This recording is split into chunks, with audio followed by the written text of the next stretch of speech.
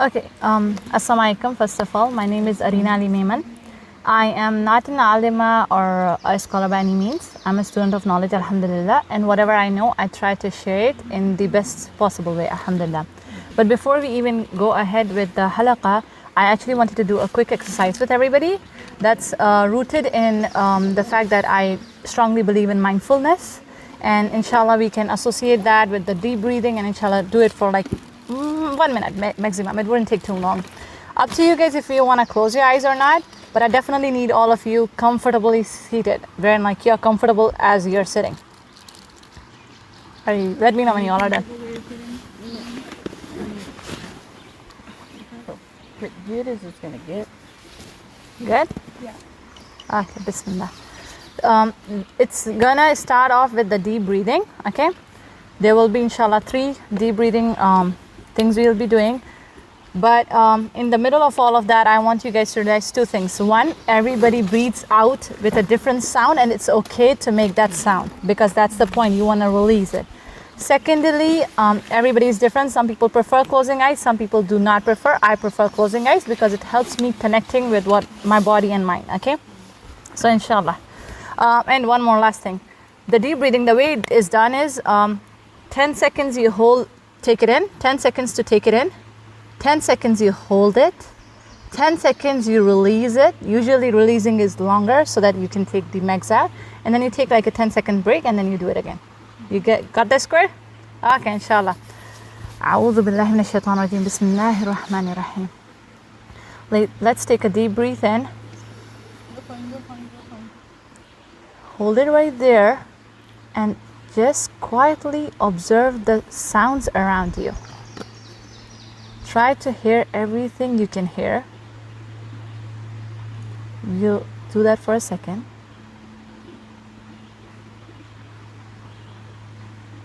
And now exhale.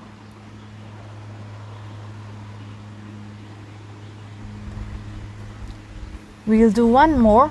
In this, I want you guys to continue to hear the noises around you.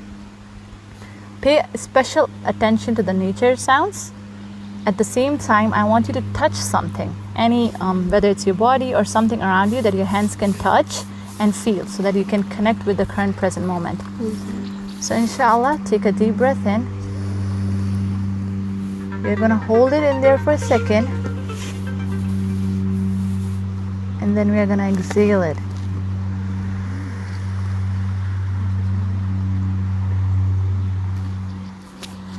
With the last one, I want you all to do a very special thing.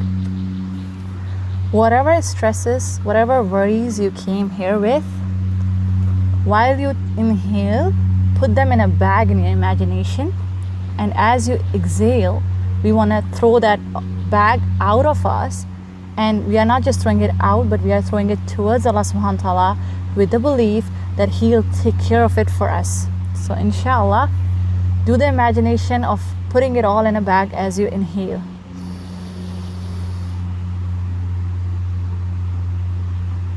And now as you exhale, let it go.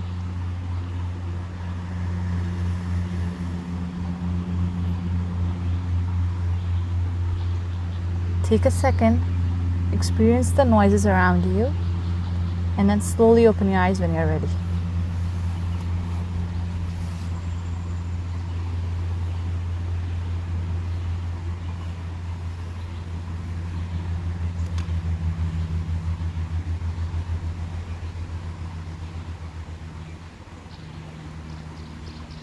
Let me know when everybody's ready. Okay, bismillah. So That at was top, really nice. alhamdulillah. I feel chill. Alhamdulillah. Alhamdulillah. Alhamdulillah. What noises did you guys pay attention to? Waterfall? Anything else? Birds. Birds. And Mahia when I step on her. Nice one. Okay, alhamdulillah. So our topic today is a mixture of nature plus trusting Allah subhanahu wa ta'ala. So we are going to learn from a creation of Allah subhanahu wa ta'ala how to trust Him, because sometimes we don't know it better. So alhamdulillah, we are going to do that. But first of all, how many of you know the story of the 2 sons of Adam alayhi salam? Okay, so one killed the other one, and then one tried to get rid of it. But then which animal actually showed up and taught how to bury? A crow. Okay, that is in which category? Birds. Birds. Okay, so inshallah today our attention is going to be on birds specifically. That's one of the reasons I wanted you to pay attention to the noises, and that's maybe something you guys can do as you exit the park as well, that for some time just not talk to anybody and just pay attention to the noises, because each bird is making a different noise, mashallah. So there is this ayah in Quran in Surah Mulk, ayah number 19. Anybody knows? No. I remember. Okay. أولم يروا إلى الطير فوقهم صافات ويقبضن ما يمسكهن إلا الرحمن إنه بكل شيء بصير. Okay. It means that I'm going to paraphrase it. You can get the translation if you want. But I'm going to paraphrase it, that do they not see at the birds above them as they open their wings and as they fold their wings? And there is this very beautiful thing in that as you observe it, because most of the times if you see the bird is going to try to open it, right? They keep it open, but then when they close their wings, at that point, who is the one that holds them up there? So the following part is ما يمسكهن إلا الرحمن. Okay, ما يمسكهن إلا الرحمن means nothing holds them up there except Ar-Rahman. Okay, there is a specific beauty in the names of Allah that are in that ayah over there, and then it goes on to say إنه بكل شيء بصير. Allah is the one, indeed Allah is the one who is all seeing. Okay, so there are two names of Allah over there, Ar-Rahman and Al-Basir. Okay, we are gonna cover them in the end, but before we go into them, we'll look into the 5 things we can learn from birds just as we observe them. Okay, I'm gonna tell them and you guys are gonna tell me back as I progress in the halaqah, inshallah. Number 1 is relying in Allah's provision. Okay, number 2, wait, let me see. Number 2 is confidence in Allah's design. Okay, so reliance in Allah's provision, confidence in Allah's design. The 3rd is submission to Allah's will. The 4th is seeking refuge in Allah subhanahu wa ta'ala. And the 5th is contentment and gratitude. Okay, so what was the first one? Provision. Okay, what was the whole thing? Relying on Allah subhanahu wa ta'ala's provision. See, you guys have to help me out here. Okay, so relying on Allah subhanahu wa ta'ala's provision. Do birds save the food? No. On daily basis, they go out and they get the food for themselves, and they have this extreme trust in Allah subhanahu wa ta'ala. And it's amazing how over time we as human beings have gone far from it. Now we want to store as much as we can, and just forget other things, but just pay attention to the groceries. We want to get everything a lot, and oftentimes we don't even use most of the stuff that we get. Okay, it's stored in the freezer for some day, and that kind of behavior was not actually how it used to be in the past. And all of that behavior comes down from maybe an insecurity and lack of trust, when we are not deeply rooted in trusting Allah subhanahu wa ta'ala that He will take care of our tomorrow. And that actually goes all the way into all the areas of life, because a lot of the time people are in tough situation. Okay, they know the decision they have to take. It can be anything. It can be taking a new job, it can be taking a new degree, it can be getting out of an abusive situation, it can be anything. But people do not take that tough decision because there is a lack of trust in Allah subhanahu wa ta'ala. It doesn't mean that all the time people stop because of that. Many times people have different hikmah. Many times people have different hikmah behind why they are not changing their situation. But in many cases, if we look deep down, it is the struggle with trusting in Allah subhanahu wa ta'ala that He will take care of me. So inshallah, we have to work more on relying Allah subhanahu wa ta'ala to the point that we know that He will provide for us. Okay, and it doesn't necessarily have to be a point that we're in, okay, now from tomorrow I'm only gonna do grocery day to day. Okay, that's not the point. The point is that in every area of your life, as you reflect, you need to know, okay, in this area I need to do this, I know I need to do this, why am I actually not doing it? So that's kind of self-reflection that everybody has to do on their own level. And what was the second one? Confidence in Allah's design. Okay, Allah subhanahu wa ta'ala designed birds in a certain way. because of which they are able to do the functions that they do. Let's say the migrating, okay, the way they migrate, they put the nest, they do everything, they do their things, but then they migrate. And Allah has made them specifically, given them all that they need, including, like, for example, I was listening to one of the sheikh and he said that how even the air is made in a way that birds can actually peacefully fly. All of that, it has been done from Allah subhanahu wa ta'ala. And oftentimes we lack in that area wherein we do not trust Allah subhanahu wa ta'ala's design when it comes to us. Okay, Allah has designed each one of us individually, and Allah knows what He aims to get out of us. And we need to trust His design. We need to trust the purpose He has for us, because oftentimes the life doesn't make sense. Okay, this is not what I planned, but then Allah knows you are gonna do something better, because I know for the purpose I created you for. So over there we have to trust Allah subhanahu wa ta'ala in the way He has created us, and we have to trust Him that He will get us where He needs to get us. But we really have to trust Him over there. What was the third one? Refuge?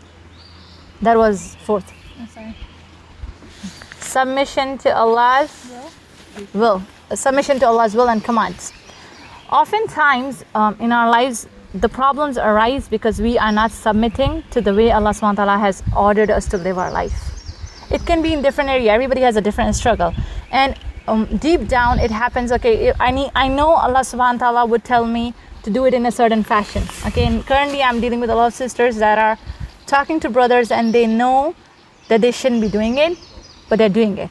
And that everybody has a struggle and they have to work through it. But at the end, we have to trust that Allah subhanahu wa ta'ala's commands are the solution for our lives. Because oftentimes the problem is not that people do what they do, but they go on to say what I'm doing is the right way to do it. Okay? Problem isn't if somebody doesn't obey. We all will be falling short. We all will be making sins. We will all need to improve till we die. But the problem is oftentimes we lose trust in Allah subhanahu wa ta'ala's design. Okay, in the commands that He has given us. We say, okay, this is a new time. This is how it's gonna work. This is how my culture taught me. So over there we have to say that no matter what, Allah's commands is the solution. Maybe I need to be a bit creative with that. Okay, so that's the third point. What was the fourth one? Seeking refuge in Allah subhanahu wa ta'ala. What do birds do when a storm or something like that comes? They find shelter. They find shelter. So we oftentimes, this is a very strong issue nowadays, that people are going through tough times and they're not going to Allah. They're going to different sources to actually get healing. And by no means I'm saying therapy is a different source. Therapy is part of going to Allah subhanahu wa ta'ala, because that's part of doing what Allah subhanahu wa ta'ala wants you to do, is to heal and improve yourself in different areas of life. But I personally know people through my friends and stuff that actually whenever there's a problem in life, they say, oh, hey, let's go to a hookup place. Let's do some partying, okay? Hey, why don't we go to XYZ's place and listen to music? So they kind of numb themselves and they just build up on that trauma instead of actually going to Allah subhanahu wa ta'ala with it. Like in the end, how in breathing exercise, I wanted you all to put your problems and your stresses in a bag and give it to Allah subhanahu wa ta'ala. That's something we should be doing on daily basis. Whenever anything stresses you, and oftentimes we don't realize that stress is in our bodies. Women often tend to, their stress builds in their back or their neck and shoulder. So that is part of the stress we have. So we have to give that stress to Allah subhanahu wa ta'ala, because we know we have to tell Him that, hey, maybe I don't know how the situation will get fixed, but Allah subhanahu wa ta'ala can do it. And this is something that I'm a recently divorced person, okay? Many people told me, how are you gonna manage this? A lot of the people told me, because I used to be a homemaker, and I told them all, I have no idea. I just know that I have done my best, and I know from every way that this is the sign, this is the direction Allah is guiding me, and I am gonna jump off the cliff, literally trusting Allah subhanahu wa ta'ala that He'll take care of it. And He does. His ways may not be as we perceive. His solutions may not look like how we want them to be, but His solutions give us the best solutions. So always go back to Allah subhanahu wa ta'ala and seek refuge in Him, no matter how big or small mistake, problem you have. There's this hadith that I remember, but I don't remember clearly, and I don't know if it's authentic or not, as in Hassan or not, that Bibi Aisha, I think, she radiallahu anha, she said that even for like tying of a shoelace, you should go, if you lose your shoelace, you should go to Allah subhanahu wa ta'ala and make dua for that. That's why, like, I think you also said something in the car that you wanted something, and I'm like, make dua for it. Yeah. Yeah, right? The water. Yeah. I said, yeah. Yeah. No matter what we look for, if we just make dua for it, you have no idea how it can work out for you. So that was the fourth one. What's the fifth one?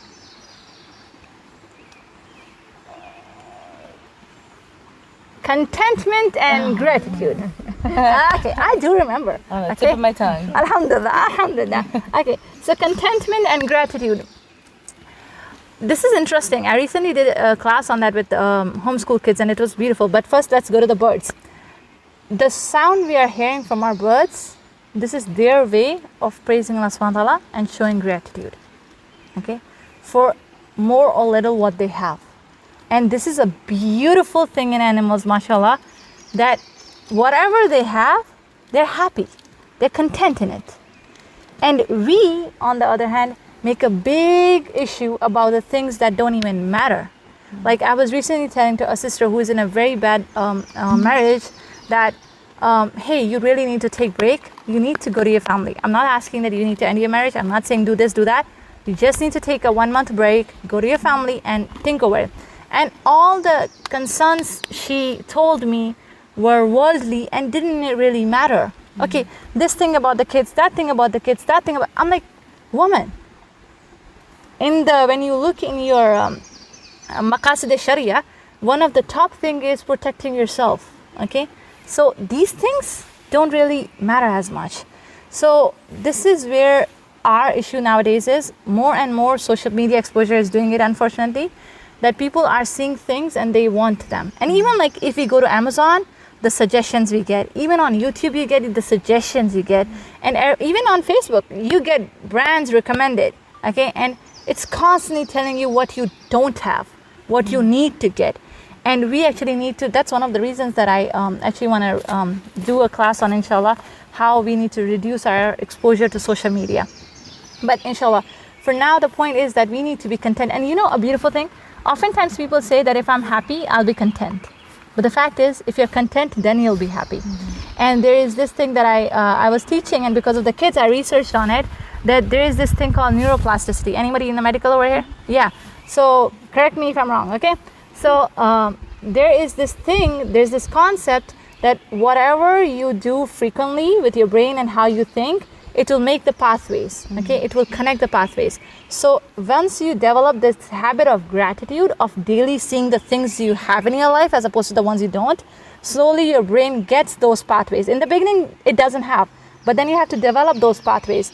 And after a few weeks, those pathways are developed. Now the gratitude is easier. It isn't going to be automated. You have to make an active effort for it. And that's why I think, you know, people don't realize the result of actually making that active effort of being grateful. Remember in our volunteer meetup, you were like, I'm living the Zen life. Okay, I'm not living the Zen life, I'm living the gratitude life, okay? Oh, because we're talking about our anger. Yeah. So alhamdulillah, that was the fifth one. So inshallah, that's about the lessons we can learn from birds. Can anybody tell me anything for now? Of what? The topics, the points that we covered. Trust in Allah. Trust in Allah. Submission. Refuge. Refuge was number 4. Uh-huh. Number 3 is relying, isn't Relying was the first one. Relying on Allah subhanahu wa ta'ala for His provision. The second one was trusting His design. Oh, well, that's okay. The third one was submission to Allah's commands. Fourth one was seeking refuge in Allah subhanahu wa ta'ala. And the fifth one was contentment and gratitude. And actually showing it in your actions, inshallah. And now we'll go to Allah's names of Ar-Rahman and Al-Basir. So for that, I actually went on to Al-Maghrib's video series by Sheikh Ammar, wherein he has done 99 names. So for Ar-Rahman, he told us that there are multiple meanings of it. There's difference of opinion. But the one that he said was Allah is full of mercy. Okay, and it's let me confirm that, just so that I'm not filled with mercy. There is no how oftentimes we think that, okay, I have done this much sin, or I have done this much mistakes, this cannot be forgiven, okay, or this, we automatically limit Allah subhanahu wa ta'ala's mercy on us and even on others. Oftentimes but for me, whenever we are working on anything like this, it's about self, okay. I don't like to talk about, okay, what's your sister is doing, what XYZ is doing. I want to talk about what we are doing within ourselves. And this is one of the things also in mindfulness, that when we think about our own thinking, that's what actually is muraqabah and muhasibah, right? When you're actually thinking about your thinking too, and you're connecting with Allah subhanahu wa ta'ala on that level. So where was I? Ar-Rahman, yeah. So we should not, I go to tangents. So we should not limit Allah subhanahu wa ta'ala's mercy. He will always be Ar-Rahman for us. And this is one of the names that we often, if you look around us, people that are deep down in the mess, they don't remember that name. And I don't blame anybody. I personally know some kids, because I have taught in Sunday school and places. I personally know kids whose parents all the time tell them, hey, if you don't finish your food, Allah is going to be upset with you. Hey, if you don't pray your salah, Allah is going to be upset with you. Okay, yeah, so we all are convinced Allah is going to be upset with us. Is that it? Is that it that we are going to teach our kids? And even like, I've seen kids tell me, okay, if I do this, Allah will be upset with me, right? If I don't pray, Allah is going to be upset with me. I'm like, no. We are praying because we want to get closer to Allah subhanahu wa ta'ala. We are praying because it will make Allah happy, and we want Allah to be happy because we love Him. This is a very different thinking pattern than Allah will punish us, or Allah will be upset with us. And that upset mindset actually takes us away from Allah subhanahu wa ta'ala. It doesn't mean He does not hold us accountable for our mistakes, but at the same time, we need to know, if we turn to Him, He is there for us. Just like He holds those birds up there, even when they fold their wings, He will hold us up. And one of the things I realize that oftentimes people don't understand, that whenever there's a difficult situation and we rely on Allah subhanahu wa ta'ala and we see Him really as merciful, then our outlook to the whole situation is very different. I'm like, He'll take care of me. It's like, when a child, you throw them in the air, and the child knows Mama is going to hold me. That trust, even when the child is in the mid-air, the child is still smiling and laughing, because the child knows Mama is going to hold me. So that's the thing that we need to understand with Ar-Rahman. And the second one is Al-Basir. Anybody wants to guess what it means? Seeing. Yeah, Allah is all seeing. It has a similar sentiment as As-Sami', that Allah is all hearing. And the common understanding and the common thing that people focus on it is, again, with a light of Allah subhanahu wa ta'ala as somebody who is angry with us. So oftentimes people talk about Allah's name Al-Basir from a context of, okay, you're doing a sin, Allah is Al-Basir. Allah is looking at you. Allah can see this. While that is true, and it should make us conscious of whatever actions we are doing on daily basis, at the same time, we need to remember Allah is seeing it. Whatever you're going through, whatever oppression somebody did to you, wherever somebody wronged you and you let it go, wherever you could have done something to get back at the person, but you didn't. Wherever you did that extra mile in relationships, in your own job, in where you were not expected. Nowadays, this is the culture. Oftentimes, I don't know if you have noticed, even in driving, you can see people are very selfish. Okay, they will cut you off even when there's no need to. Literally, like, okay, you can go straight peacefully, okay, but still you, for some unknown reason, have to do a harsh driving. And that behavior is everywhere. Even a simple gesture of opening the door for people. People feel like I'm wasting my 30 seconds, okay? That going extra mile is slowly going away from people. And that's something we need to instill in ourselves, not because of the people or the society, but because that's the sunnah of Prophet Muhammad SAW, and that's gonna be seen by Allah subhanahu wa ta'ala. Even if nobody sees it, Allah is seeing it. So, inshallah, with that we end. MashaAllah. Okay, alhamdulillah. Jazakallah khairan kathiran. Wa iyaki. We end with the dua. Do you want to end with the dua? Okay, sure. You're up. Oh my gosh. No. Bismillah. You got it. No. From the heart. Yeah. Maybe how about I start and we all take a circle Yeah, that and adding a works. dua into it. Okay, sounds good? That sounds good. We call it the popcorn dua in my other friend group. Bismillah. Okay.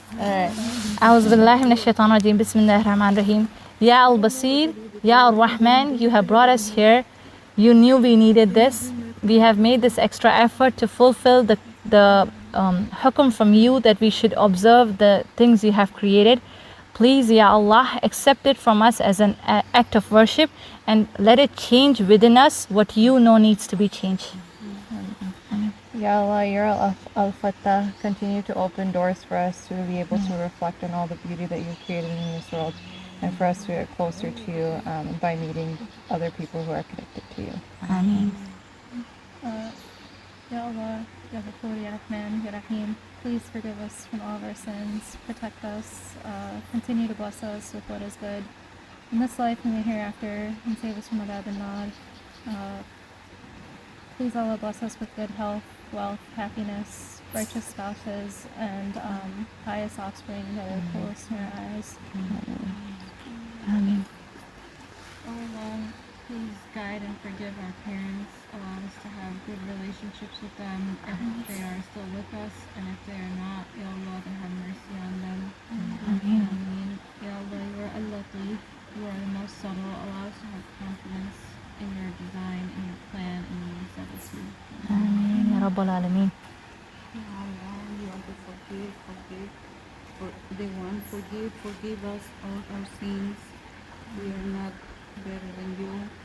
Guide us in this dunya to guide the ones behind us. Amen. You.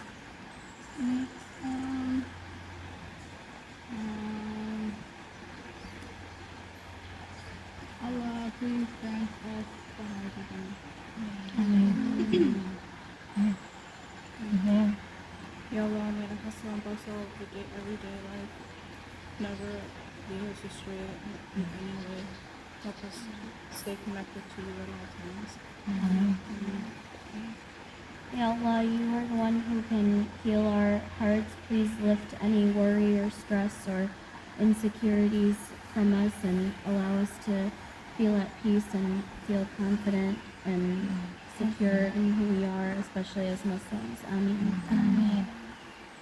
Oh, they were so good at this. Mashallah. Bismillah. From the heart, bro. Yeah,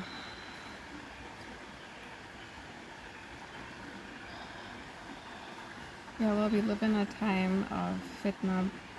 Please help and guide us towards the right path and keep us tightly holding on to your rope and save us from all the temptation that is surrounded us.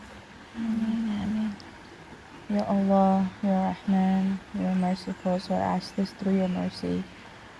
Please help us, guide us to the straight path.